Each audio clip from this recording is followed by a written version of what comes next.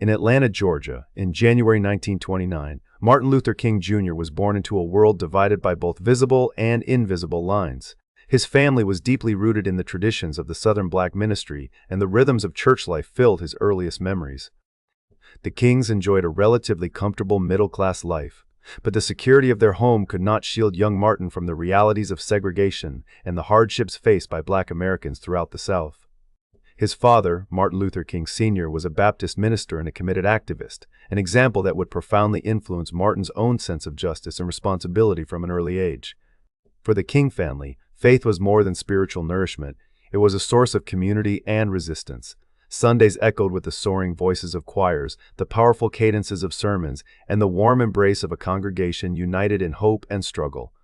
Yet, even as a child, King could not overlook the contradictions of his world. Segregation was woven into daily life. There were places he could not enter, schools he could not attend, and indignities he was expected to accept. King's parents, especially his father, made it clear that these conditions were neither natural nor just, encouraging him to question and resist such injustice. The Great Depression cast a long shadow over King's childhood. Like families across America, the Kings felt the sting of economic hardship, but for Black families in the South, poverty was compounded by discrimination and systemic barriers. Still, their home was filled with books, music, and lively conversation, nurturing Martin's intellect and curiosity. He excelled in school and, from an early age, displayed the oratorical gifts that would one day move a nation. His encounters with racism, such as being told by a childhood friend that they could no longer play together because of his skin color, left deep impressions that shaped his understanding of the world and his place within it. Education became both an escape and a calling. King entered Morehouse College at just 15, a remarkable achievement, and there he was, surrounded by thinkers and activists who challenged him to engage with the pressing issues of his time. The Black church remained a formative influence. The sermons he heard and later delivered drew on themes of justice, love, and redemption. His father's activism, speaking out against discrimination and advocating for the rights of Black citizens, provided a living example of how faith could inspire action. As King matured, he sought out new ideas and perspectives. He was especially influenced by the writings and philosophy of Mahatma Gandhi, whose teachings on nonviolent resistance became central to King's own approach. In Gandhi's example, King saw a way to confront oppression without resorting to violence, a strategy rooted in moral conviction and collective dignity. King's Christian faith also called him to love his enemies and pursue justice through peaceful means. These influences intertwined, shaping the foundation of his leadership in the years ahead. The America in which King came of age was a nation in transition. The end of World War II brought dramatic changes. Black veterans returned home, unwilling to accept second-class citizenship after fighting for freedom abroad. The contradictions between the country's democratic ideals and the reality of Jim Crow segregation became increasingly apparent. In the 1950s, the winds of change grew stronger. Legal victories such as the Supreme Court's decision in Brown v. Board of Education challenged the doctrine of separate but equal and declared segregation in public schools unconstitutional. Yet, resistance to integration was fierce, and violence often greeted those who dared to claim their rights. In 1955, events in Montgomery, Alabama propelled Martin Luther King Jr. onto the national stage. Rosa Parks' quiet refusal to surrender her seat on a segregated bus sparked the Montgomery bus boycott, a mass protest organized by the city's Black community to demand fair treatment on public transportation. King, then a young minister at Dexter Avenue Baptist Church, was chosen to lead the newly formed Montgomery Improvement Association. The choice was deliberate. King's eloquence, moral clarity, and deep commitment to nonviolence made him a natural leader. The boycott lasted over a year, testing the resolve of the entire community. Black residents walked miles to work, organized carpools, and endured threats and violence. King himself was arrested and his home bombed, but the protest held firm, drawing national attention to the struggle for civil rights in the South. Ultimately, the boycott succeeded, and the city's buses were desegregated. This victory demonstrated the power of collective action and nonviolent resistance, marking the rise of Martin Luther King Jr. as a leader whose voice could not be ignored. After the boycott, King helped found the Southern Christian Leadership Conference, or SCLC, an organization dedicated to harnessing the moral authority and organizing power of Black churches to fight for civil rights. The SCLC became a driving force in the movement, coordinating protests, voter registration drives, and campaigns of nonviolent direct action throughout the South. King's leadership, rooted in faith and guided by a philosophy of nonviolence, inspired thousands to join the cause. The late 1950s and early 1960s were years of both hope and heartbreak. Grassroots activism spread across the South and beyond. Students staged sit-ins at segregated lunch counters, risking arrest and violence for the simple act of ordering a meal. The Freedom Rides challenged segregation on interstate buses and braved children. The Little Rock Nine tested the promise of integrated schools under the watchful eyes of hostile crowds in the National Guard. Each action chipped away at the edifice of segregation, but progress was slow and victories were often met with backlash. King's role was not without controversy. Some questioned whether nonviolence could truly bring about change, especially in the face of such entrenched opposition. But King remained steadfast. He believed that the moral high ground was both a shield and a sword, and that the power of love could transform even the hardest hearts. His speeches and sermons resonated far beyond church walls, reaching into the conscience of the nation. As momentum grew, the demand for change reached a crescendo in the summer of 1963. Civil rights leaders from across the country called for a massive demonstration in the nation's capital, the March on Washington for Jobs and Freedom. The goal was not only to press for civil and economic rights for Black Americans, but also to shine a spotlight on the injustices that still plagued the country. Organizing the march required coordination among several civil rights organizations, careful planning, and the ability to inspire people from all walks of life to unite for a common cause. On August 28, 1963, 250,000 people gathered on the National Mall, their faces turned toward the towering figure of the Lincoln Memorial. They came from every corner of the country, students and workers, ministers and labor leaders, black and white, young and old. The march was a peaceful demonstration, a testament to the principles of nonviolence that King and others had so tirelessly championed. It was here that Martin Luther King Jr. delivered what would become one of the most famous speeches in American history. While the research does not provide the specific content of his address, it is well established that this moment crystallized the hopes and demands of a movement. The March on Washington was more than a protest. It was a call to the nation's conscience. It urged America to live up to its founding ideals and confront the gap between promise and practice. The demonstration put pressure on lawmakers and the president, helping to pave the way for landmark legislation in the years that followed. It showed the world the power of nonviolent protest and the strength that comes when people unite for justice. King's rise as a leader in the civil rights movement was shaped by many forces: his family's legacy, his faith, the example of Gandhi, and the courage of ordinary people willing to risk everything for change. The story of his early years and the period leading up to the March on Washington is not only the story of a single man, but of a generation determined to claim its rights and dignity. The struggle was long and often painful, but it was driven by a belief in the possibility of a better future. The social and political climate of America in the 1950s and early 1960s was fraught with tension. Jim Crow laws enforced segregation in schools, public transportation, and nearly every aspect of public life throughout the South. Black Americans were denied the right to vote in many places, excluded from good jobs, and often lived under the constant threat of violence.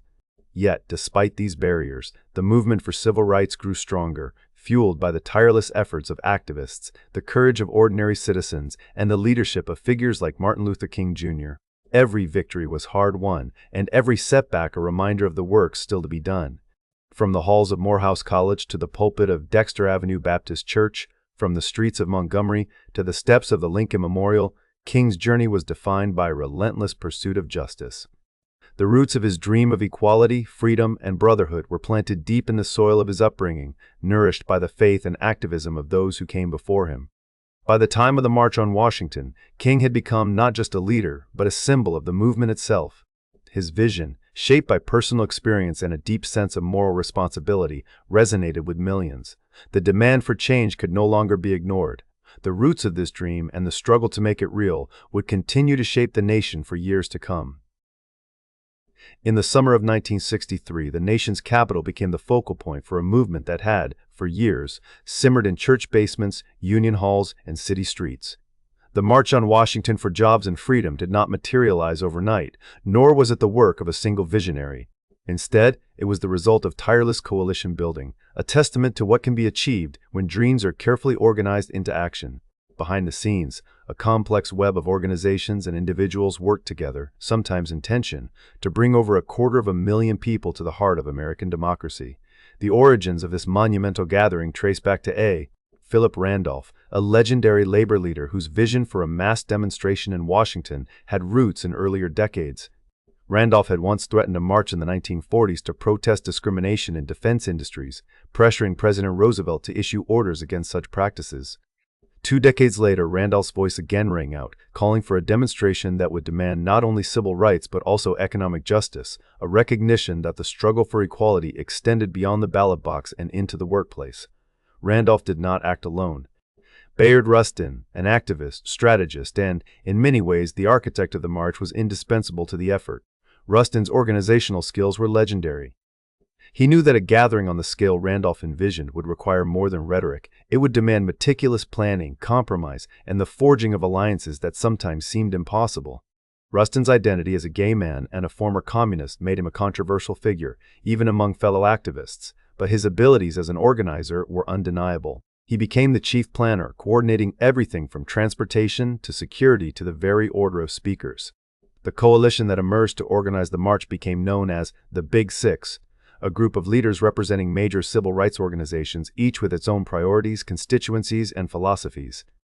Alongside Randolph and Rustin were Roy Wilkins of the National Association for the Advancement of Colored People, Whitney Young of the National Urban League, James Farmer of the Congress of Racial Equality, John Lewis of the Student Nonviolent Coordinating Committee, and Martin Luther King Jr. of the Southern Christian Leadership Conference.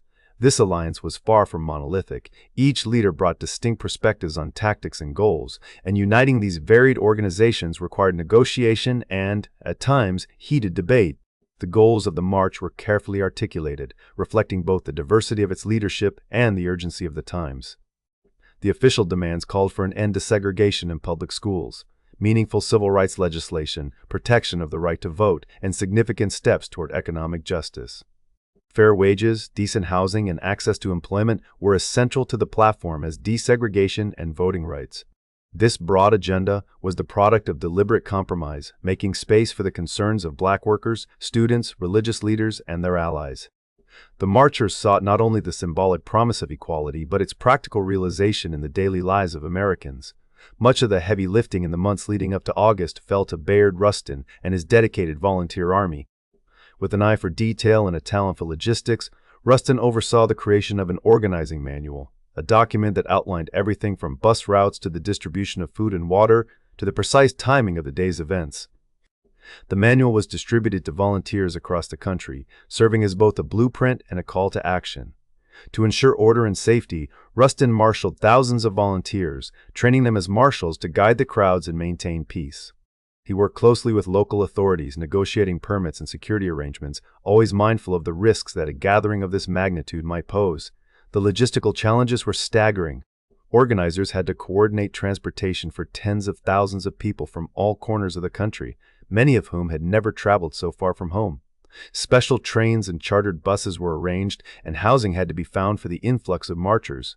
Volunteers worked around the clock, handling correspondence, answering questions, and reassuring supporters that their presence would matter. Rustin's office became a hive of activity, with phones ringing constantly and stacks of paperwork growing ever higher. Coalition building extended beyond the traditional civil rights organizations. Labor unions, religious groups, and feminist activists lent their support, expanding both the scale and the scope of the march.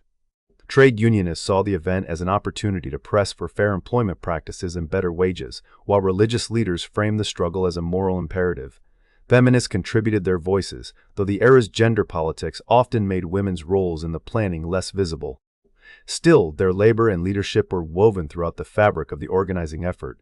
This broad alliance underscored the march's radical economic and social agenda, one that recognized the interconnectedness of race, class, and gender in the fight for justice.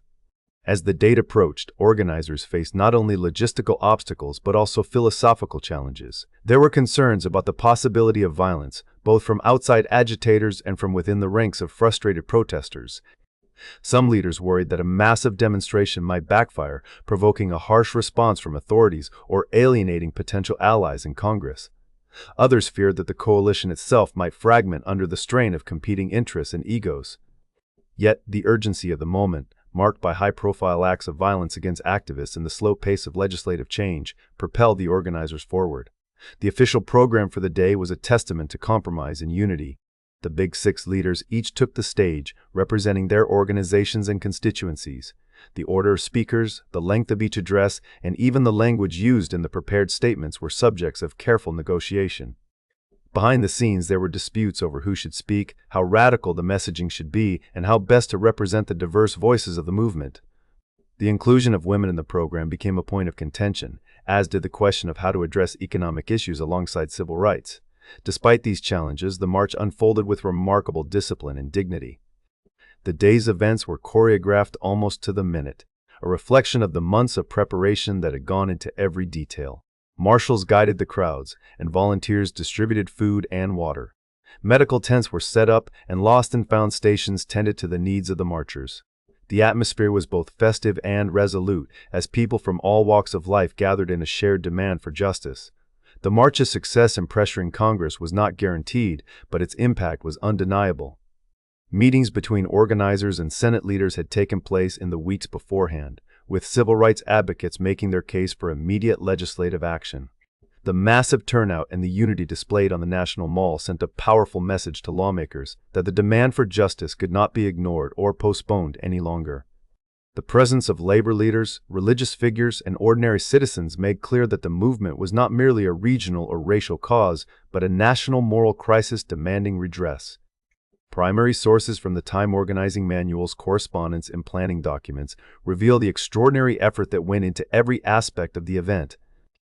Letters between leaders capture the tensions and hopes that shaped the coalition, while internal memos document the strategies for managing crowds, coordinating transportation, and responding to the media. Commemorative materials produced after the march speak to its legacy, highlighting the sense of solidarity and purpose that carried the movement forward. Some historians have noted the radicalism at the heart of the march's agenda. While it is remembered primarily as a call for civil rights, the event's demands for jobs, fair wages, and economic security reflected a broader critique of American society. Trade unionists, civil rights activists, and feminists together challenged not only the legal structures of segregation, but also the economic inequalities that underpin them. Debates over the legacy of the march often hinge on these radical roots, with some arguing that the more transformative elements of its platform have been overshadowed by the iconic images and speeches that followed. Yet, for those who organized and participated, the march was both a culmination and a beginning. The coalition that came together in 1963 demonstrated the power of unity across lines of race, class, and ideology. It showed that lasting change requires not only moral conviction, but careful planning, compromise, and the willingness to work across differences. Bayard Rustin's role as chief organizer, long overlooked by some, has come to be recognized as pivotal. His ability to marshal volunteers, coordinate logistics, and hold together a fractious alliance stands as a testament to the often invisible labor behind history's turning points. The organizing of the March on Washington was, in many ways, as significant as the event itself. The alliances built, the strategies developed, and the lessons learned would inform the movement's next steps, from the passage of landmark civil rights legislation to the ongoing struggle for economic justice. The marchers who gathered that August day carried with them not only the dreams of a nation, but the evidence that, when people come together with purpose and resolve, the arc of history can be bent, if only for a moment, toward justice. The sun rose on August 28, 1963, over the broad avenues and marble monuments of Washington, District of Columbia, casting a golden glow across the National Mall. Even in those early hours, a sense of anticipation hung in the air, a quiet, collective breath held by the city and the nation. People streamed into the Capitol from every direction, some traveling through the night on crowded buses, others arriving by train, car, or even on foot. The crowd would soon swell to 250,000, but numbers alone could not capture the intensity of feeling that drew them there. They arrived with banners and signs, with prayers and songs, and, perhaps most of all, with hope, fragile yet stubborn, that the country could finally be moved toward justice. Among those arriving were families, parents holding the hands of their children, elders leaning on canes, groups of students, workers, and clergy. The marchers, black and white alike, carried their own stories of struggle and aspiration. The mood was remarkable for its discipline and warmth. Witnesses later recalled an atmosphere charged with both solemnity and celebration. Security personnel and volunteers in white caps guided the crowds with gentle firmness. As people found their places around the reflecting pool and the steps of the Lincoln Memorial, they looked not only for a view of the speakers, but also for each other, for the reassuring presence of so many united in purpose. From the earliest moments, the day felt historic. As the program began, speeches and songs echoed across the mall, each voice adding another layer to the tapestry of the movement's demands. Yet the greatest anticipation, the hushed expectancy, was reserved for the final speaker, the Reverend Dr. Martin Luther King Jr. By then, he was well known, his words already woven into the lifeblood of the movement. Yet no one, not even King himself, could have predicted how his speech that day would reverberate across history. King stepped to the microphone, his figure framed by the columns of the Lincoln Memorial. He began by referencing the Emancipation Proclamation, signed a century earlier, and drew a stark contrast between the promise of freedom and the continuing reality of racial injustice. 100 years later, he intoned, the Negro still is not free. These opening lines set the tone. This was a reckoning as much as a rally, a demand that the nation live up to its founding ideals. The speech, though meticulously prepared, was also alive in the moment. King drew upon themes and phrases he had developed over years of sermons and addresses. Scholars note that the "I have a dream" motif had appeared in earlier speeches and church services, but never with such power or prominence. What made the moment distinct was not just the words, but the alchemy of delivery and occasion. As King spoke, he found himself departing from his prepared text, urged on by gospel singer Mahalia Jackson, who called out, "Tell them about the dream, Martin." In that instant, King set aside his manuscript and let his voice rise with conviction. He painted a vision of a nation transformed, where the sons of former slaves and the sons of former slave owners could sit together at the table of brotherhood, where little black boys and black girls will be able to join hands with little white boys and white girls as sisters and brothers. The cadence of his speech, rooted in the traditions of the black church, built to a crescendo that was both lyrical and urgent. The phrase, "I have a dream," became a refrain and an invocation, repeated with growing force. Listeners, those gathered on the mall and those tuning in by radio and television, felt themselves swept into the vision. King's rhetoric that day has been widely analyzed for its mastery. He wove together references from the Bible, the Constitution, the Declaration of Independence, and patriotic songs, fusing the language of American ideals with the moral imperative of the civil rights struggle. Scholars have noted the speech's careful structure and its use of repetition, imagery, and allusion. Yet, for many who heard it, what mattered most was the sense of possibility it conjured. A dream not only for Black Americans, but for the nation as a whole. Accounts from those present describe the crowd as rapt, many moved to tears. Security officers, reporters, and onlookers alike sensed that something extraordinary was happening. At one point, there was a 10-second pause in King's delivery, a moment of stillness that seemed to hang suspended, as if time itself had taken notice.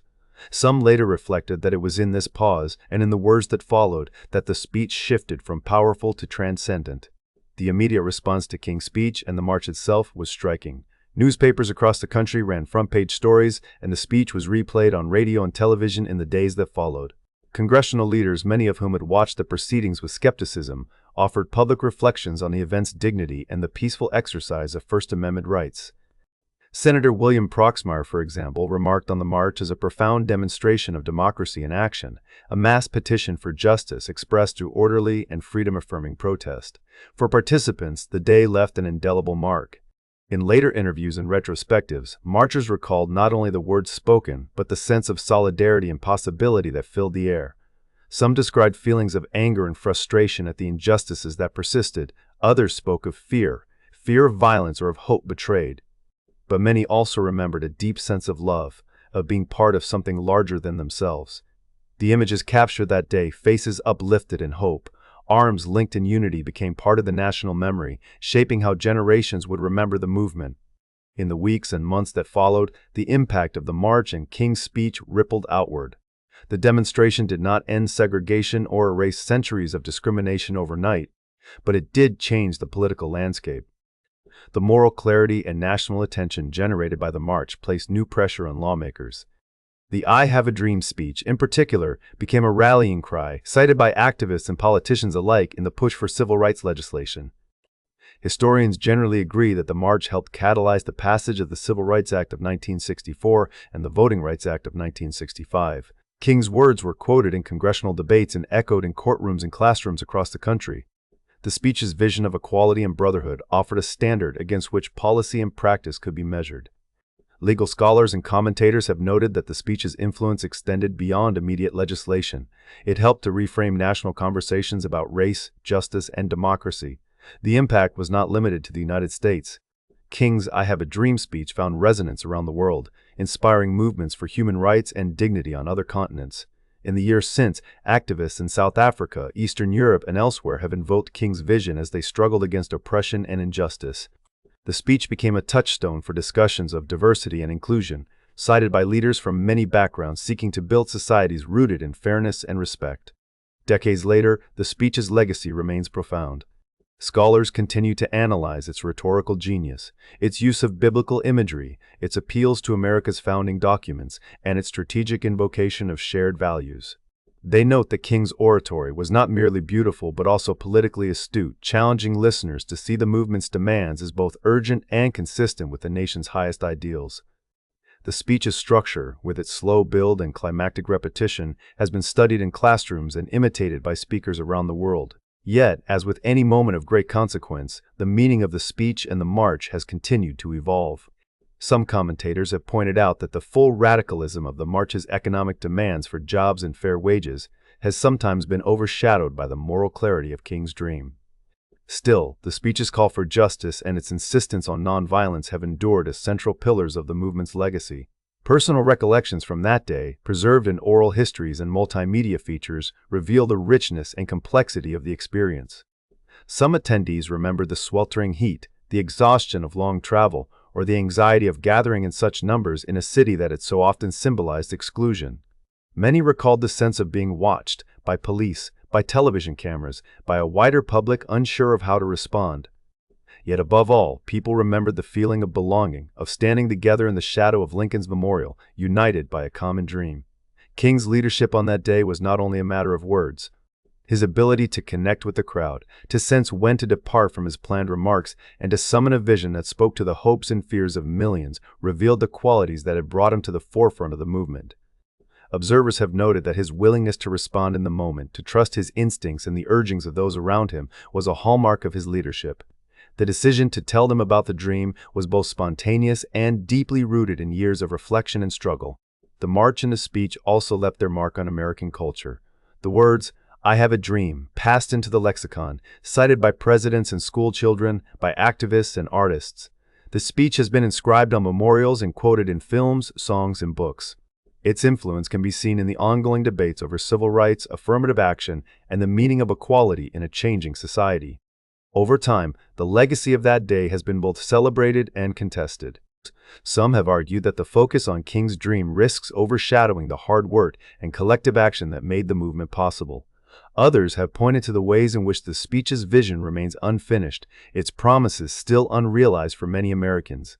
Yet most agree that the March on Washington and King's address marked a turning point, a moment when the nation was forced to reckon with its history and to imagine a different future. Reflecting on the years that followed, it is clear that the dream King described did not come to fruition all at once. Progress was met by backlash, and the movement itself would face new challenges and divisions. But for many, the memory of that August day remains a source of inspiration, a reminder of what is possible when ordinary people gather to demand justice and when a leader dares to speak not only to the present, but to the future.